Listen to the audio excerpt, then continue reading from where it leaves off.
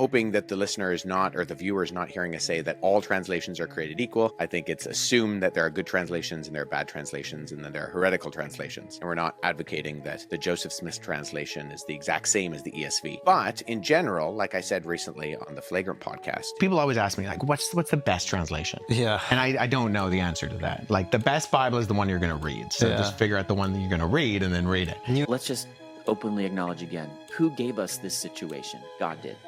God could have made it so that everybody who gets saved immediately has the gift of tongues with regard to Hebrew, Aramaic, and Greek in their biblical forms. He didn't do that.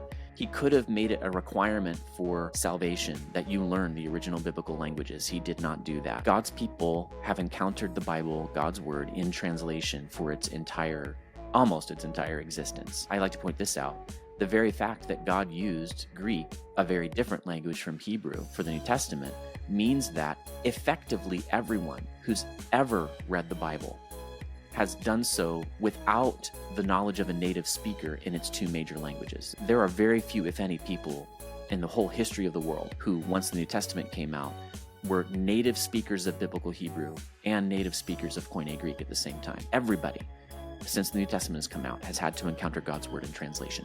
That's okay. You're gonna have to trust somebody, and God is the one who gave us this situation. So let's nail that down first.